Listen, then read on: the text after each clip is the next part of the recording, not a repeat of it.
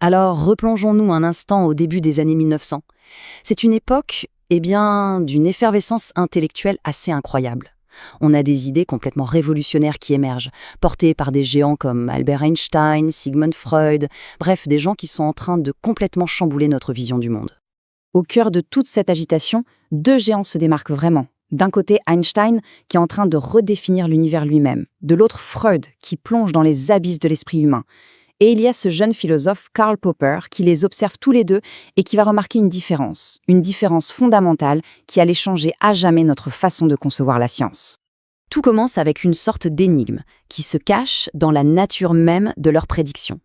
Et on va voir qu'elles sont en fait radicalement différentes. Et là, le contraste entre leurs approches est juste saisissant. Einstein, lui, il regarde vers l'avenir. Il fait une prédiction audacieuse, vraiment risquée, sur une éclipse solaire prévue pour 1919.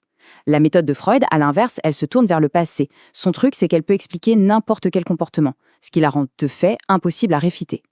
Pour Einstein, l'enjeu était colossal. Il misait tout. Un seul événement à venir, l'observation de la lumière des étoiles pendant cette fameuse éclipse, aurait pu faire s'écrouler toute sa théorie de la relativité générale. C'était un pari scientifique absolument énorme. De l'autre côté, la théorie freudienne, elle, semblait se confirmer partout, tout le temps. Peu importe le problème, la théorie s'adaptait. Des difficultés relationnelles? Ah, c'est parce que les parents n'ont pas donné assez de câlins. Ou alors, peut-être qu'ils en ont donné trop. Dans tous les cas, la théorie fonctionne. Elle explique tout après coup, sans jamais prendre le moindre risque d'être contredite. C'est précisément cette différence qui va mener Popper à sa grande révélation.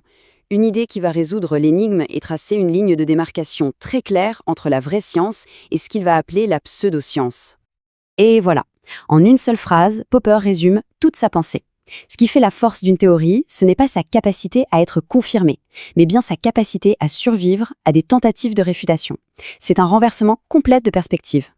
Ce concept clé, ça s'appelle la réfutation ou la falsifiabilité.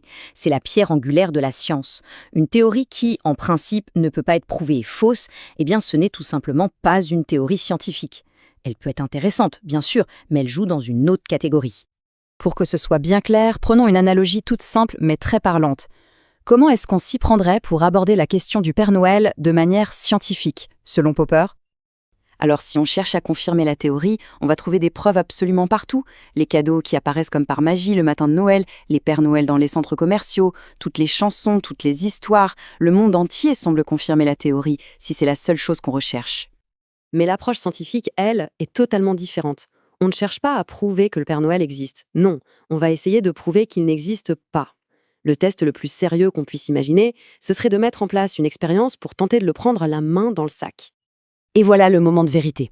Si, au milieu de la nuit, on surprend son propre père en train de déposer les cadeaux, eh bien, la théorie du Père Noël est réfutée.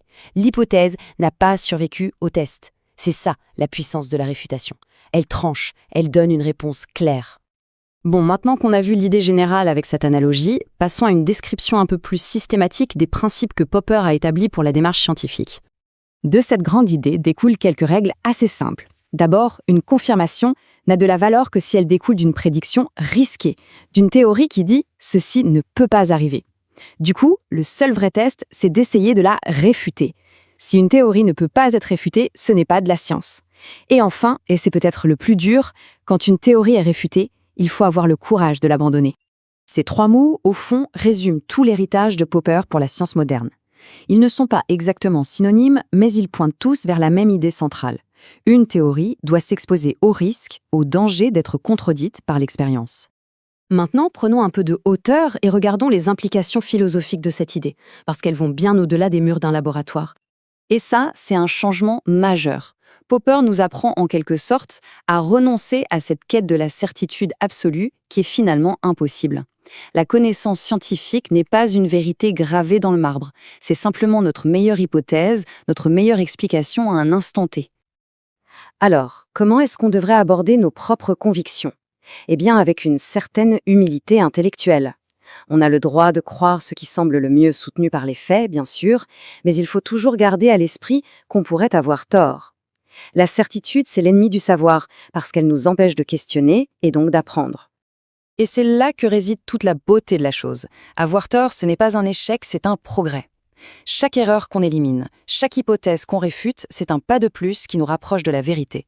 C'est un processus d'élimination qui est en fait très optimiste et incroyablement efficace. Au final, toute cette analyse nous amène à une question vraiment essentielle qui dépasse le cadre de la science et touche à nos vies personnelles.